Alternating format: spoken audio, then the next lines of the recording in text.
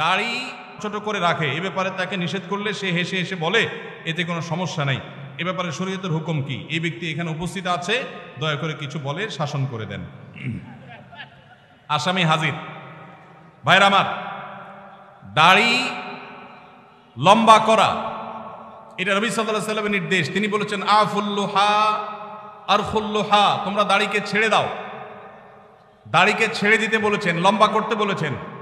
সাহাবীদের মধ্যে এক মুষ্টির পরে, বুখারীর হাদিসে এক মুষ্টির পরে অতিরিক্ত অংশ কাটার বিষয়টা সাব্যস্ত আছে। এর আগে এক মুষ্টির আগে সাহাবীদের কারো কাছ থেকে, নবী সাল্লাল্লাহু আলাইহি ওয়াসাল্লাম থেকে কোনো হাদিসে দাড়ি কাটা ছাটার কোনো প্রমাণ নাই। এই জন্য সারা বিশ্বের প্রায় সব উলামায়ে ইকরাম একমত যে দাড়ি লম্বা করা ওয়াজিব। কিছু ইখতিলাফ আছে, আরবের কিছু আলেমদের ভিন্ন মত আছে। বেশিরভাগ আলেমদের মতে হলো দাড়ি লম্বা করা কি ওয়াজিব। ইজিপশিয়ান কিছু আলেমদের ভিন্ন মত আছে, আরো কিছু আলেমদের ভিন্ন মত আছে, বাকি মেজরিটি আলেমদের মত হলো ওয়াজিব। আমরা বলি দাড়ি রাখা সুন্নত, সেটা সুন্নত এই অর্থে নবীজিও দাড়ি রেখেছেন, সেই হিসাবে সুন্নত, কিন্তু তিনি নির্দেশ করলে সেটা কি হয়ে যায়, সেটা আমভাবে ওয়াজিব হয়ে যায়, সেই হিসাবে দাড়ি রাখা ওয়াজিব। অতএব ভাই, যদি কেউ মনে করে দাড়ি না রাখলে সমস্যা নাই, তার কাছে সমস্যার ডেফিনিশনটা কি, সংজ্ঞাটা কি? কেউ তো বলতে পারে নামাজ না পড়লেও সমস্যা নাই, কিন্তু একজন মুসলমান মনে করবে আল্লাহর নবীর ওয়াজিব তরক করলে সমস্যা আছে না নাই? আছে। কিয়ামতের ময়দানে তার জন্য জবাবদিহি করতে হবে কি হবে না? হবে। তবে আমাদের ভাই কেউ হয়তো খোঁচা খোঁচা দাঁড়িয়ে রাখা শুরু করেছেন, আমরা তাকে অ্যাপ্রিসিয়েট করব, আমরা তাকে দূরে সরাবো না। আলহামদুলিল্লাহ ভাই শুরুটা করে দিয়েছেন, ইনশাআল্লাহ আল্লাহ এটাতে বরকত দিবেন। আমরা তাকে এটাকে লম্বা করার জন্য নসিহা করব। তবে সেই সাথে এটাও আমাদের মাথায় রাখতে হবে, দাড়ির চাইতে অনেক ইম্পর্টেন্ট নির্দেশ আছে আল্লাহর, যেগুলো আমরা অহরহ লঙ্ঘন করি। আছে না নেই? এটা শুনে আবার বেদাড়িয়ালা একটু খুশি হয়ে গেছে, যাক আমাদের পক্ষে একটু আসলো। ভাইরা আমার, দাড়ি রাখা ওয়াজিব, সেটা নিয়ে কোনো আলাপ নাই, সেটা নিয়ে কোনো ছাড় নাই।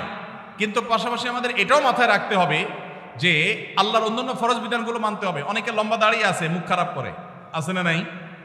বাংলা একটা প্রবাদ আছে, হাজী সাহেবের মুখ খারাপ। কি বলে?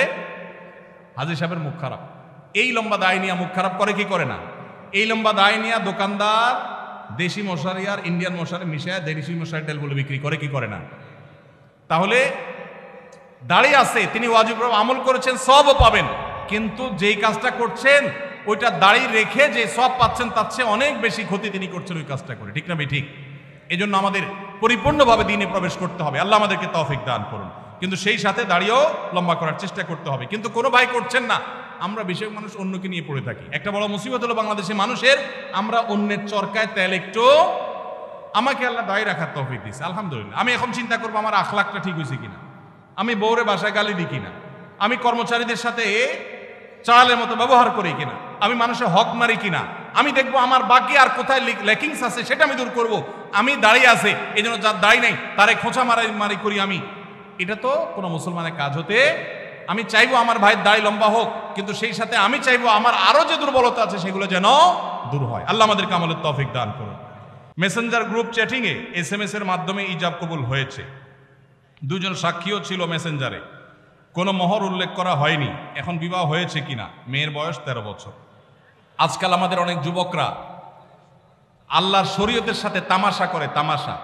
এগুলো আল্লাহর শরীয়তের সাথে কি তামাশা? দিন কোনো ফাইজলামির নাম না ভাইরা আমার, সিরিয়াস ইস্যু। অনেকে আল্লাহকে সাক্ষী রেখে বিয়ে করে, এটা হলো অতি ভালো সাজা। অতি ভালো সাজা তো চোরের আলামত। এত মানুষ থাকতে, আল্লাহর বান্দা থাকতে আপনি আল্লাহরে কেন সাক্ষী বানাচ্ছেন?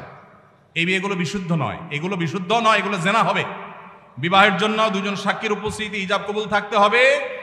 এই মেয়ে, বাচ্চা মেয়ে, তার বাবা কোথায়, মা কোথায়, অভিভাবক কোথায়, কোথাকার মেয়ে, জেনা করতে গিয়ে অনেক যুবককে শয়তান নেক্সট সুরতে ধোঁকা দেয়, তারা মনে করে আমরা হালাল করছি, অথচ তারা জেনায় লিপ্ত আছে। আল্লাহ আমাদের যুবক ভাইদেরকে হেদায়েত দান করুন। এগুলো জায়েজ নাই ভাই। কোনো ব্যক্তি যদি তার সম্পত্তি 5 জন সন্তানদের মধ্য থেকে একজনকে বাদ দিয়ে 4 জনকে লিখে দিয়ে দেয়, সে ব্যক্তি মারা গেলে তার জানাজা নামাজ পড়া যাবে কিনা? ভাইরা আমার, আমাদের দেশে অনেকে এই কাজটা করেন, তেজ্যপুত্র করেন। প্রচলিত আইনে তেজ্যপুত্র কোথাও থাকতে পারে, কিন্তু ইসলামে তেজ্যপুত্র বলতে কোনো কিছু নবী করিম সাল্লাল্লাহু আলাইহি ওয়াসাল্লাম পরিষ্কারভাবে নিষেধ করেছেন, কোন মুসলমান অন্য মুসলমানকে ত্যাগ করে চিরকালের জন্য তার সাথে সম্পর্ক ছিন্ন করে ফেলবে, এটা জায়েজ। লা ইয়াহিল্লু লিমুসলিমিন আন ইয়াহজুরা আখাহু ফাওকা সালাসি লায়াল, 3 দিনের বেশি কোনো মুসলমানের সাথে অভিমান করে সম্পর্ক ছিন্ন করা জায়েজ আছে? নেই।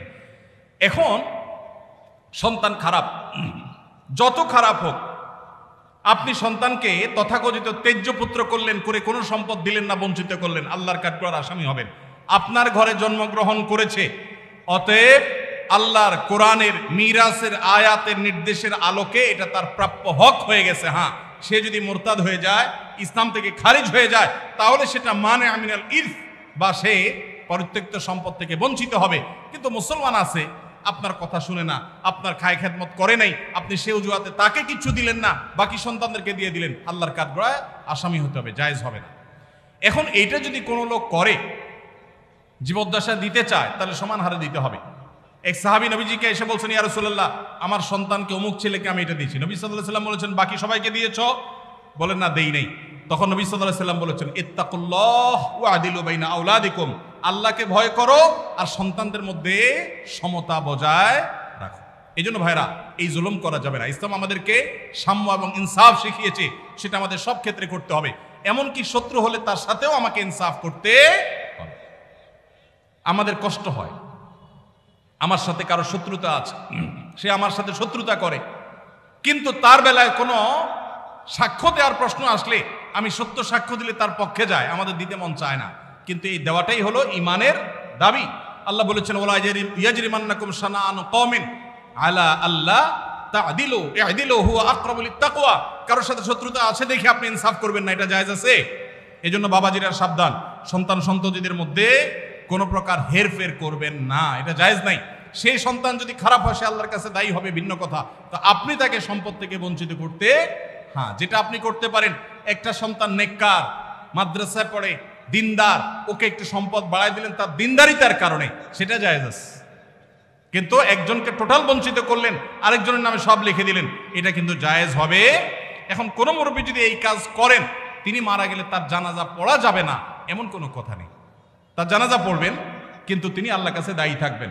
সন্তানদের কর্তব্য হলো, বাবা যাকে বঞ্চিত করছে আমাদের ভাগ থেকে তাকে দিয়ে আমরা ব্যালেন্স করে ফেলবো, তাহলে আশা করা যায় আল্লাহ তাআলা বাবাকে হয়তো মাফ করবেন।